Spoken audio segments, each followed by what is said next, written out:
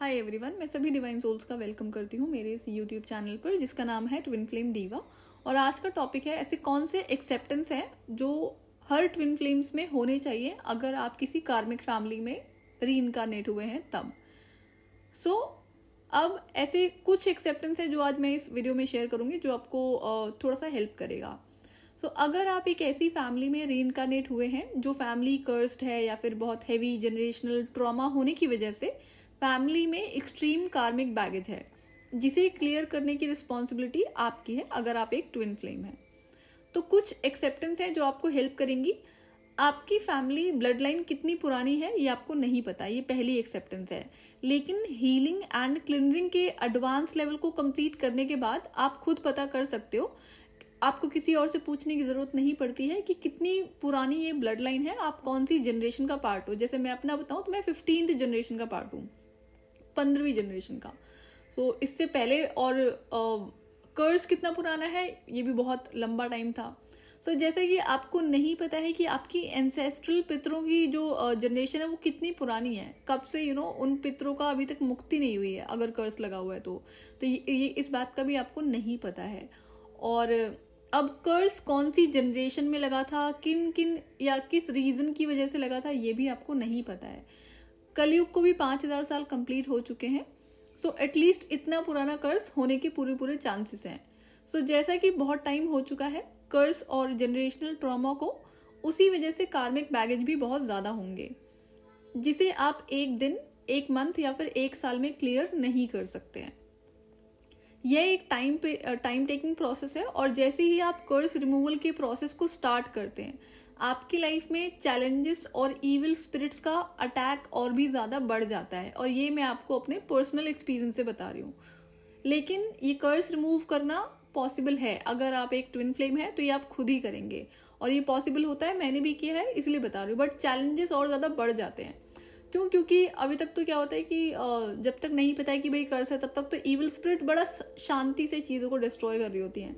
लेकिन जिस वक्त आप इस एक्सेप्टेंस में आते हो कि कर्स है और कर्स के क्या क्या साइन होते हैं वो मैं पहले ही बता चुकी हूँ वीडियो में, तब ये खुल के आपके ऊपर अटैक करना शुरू हो जाती हैं।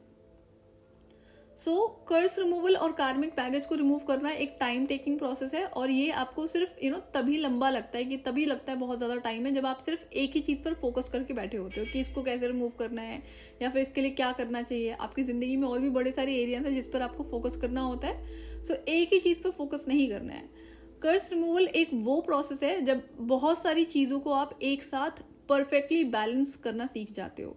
और एक टाइम ऐसा भी आता है कि आप खुद भी हैरान होते हो कि इतनी सारी चीज़ें आप कैसे मैनेज कर पा रहे हो, वो भी बड़ा बड़े प्यार से, कोई दिक्कत नहीं होती है। ये एक ऐसा प्रोसेस है ना जो आपको एक तरह से देखा जाए तो आपकी मास्टरी करवा देता है चीज़ों को बैलेंस करने के लिए। और यही एक वो प्रोसेस है जिसकी वजह से आप अपनी हर एरिया को अपनी लाइफ के हर एरिया को परफेक्टली बैलेंस करना सीख जाते हो। एग्जाम्पल से कहूँ तो जैसा कि जनरली अगर आप एक ट्विन फ्लेम है और भी डिवाइन मैस्कुलिन है या फिर डिवाइन फेमिनिन है और अगर आप एक वर्किंग प्रोफेशनल हैं तो आपके लिए इनिशियली बहुत मुश्किल होने लगता है जॉब या बिजनेस के साथ साथ स्पिरिचुअल प्रैक्टिसेस को कंटिन्यू करना, क्योंकि कई सारी प्रैक्टिसेस होती हैं जो आपको कंटिन्यू रेगुलर बेसिस पे करना होता है। और कई बार, और रेगुलर से मतलब है जैसे कि मैं प्रोसेस कराती हूँ तो 21 डेज है, 45 डेज है, 90 डेज है, तो ऐसे भी प्रोसेस आपको फॉलो करने होते हैं जो कि बहुत ज़्यादा स्ट्रिक्ट प्रोसेस होता है। अब अगर आप जॉब करते हो या फिर बिजनेस में हो, वहाँ पे भी जाना है तो आपके खाने पीने में भी बहुत सारे चेंजेस हो जाते हैं। फूड में बहुत सारे चेंजेस आपको करने ही पड़ते हैं। ये एक बैलेंस बना पाना थोड़ा सा मुश्किल हो जाता है इसमें, क्योंकि जब आप एनर्जी क्लिनजिंग वर्क शुरू करते हो तो आपके mind, body and soul level पर बहुत सारे चेंजेस एक तो ऑटोमेटिकली हो रहे होते हैं, दूसरा पोर्टल्स बहुत ज़्यादा इफेक्ट करने लगते हैं, तीसरा इविल स्पिरिट्स का अटैक भी बहुत ज़्यादा बढ़ जाता है। तो ये तीनों ही बहुत ज़्यादा चैलेंजिंग हो जाता है। ये इन चीज़ों से डील करना इतना आसान नहीं होता उस वक्त। तो इसलिए क्या होता है कि आप किसी भी चीज़ की जल्दी में ना रहें कि आपको ये रिमूव करना है। हर चीज़ इंटरकनेक्टेड है, क्योंकि साथ के साथ आपकी लाइफ में कार्मिक जो फैमिली मेम्बर्स हैं या फिर कार्मिक और लोग आपकी लाइफ में, उनके थ्रू भी एक के बाद एक इवेंट्स होने लगते हैं, वो भी बढ़ जाते हैं। अगर आपकी स्पिरिचुअल अवेकनिंग हो चुकी है और अब आपको पता है कि आपको हीलिंग करनी है। वैसे तो मैंने जनरली देखा है काउंसलिंग सेशंस में कि जो भी आते हैं ना उनको कई कई साल हो चुके हैं स्पिरिचुअल अवेकनिंग हुए, उनको पता है कि वो इस कनेक्शन में है, लेकिन उन्होंने कोई काम करा नहीं है।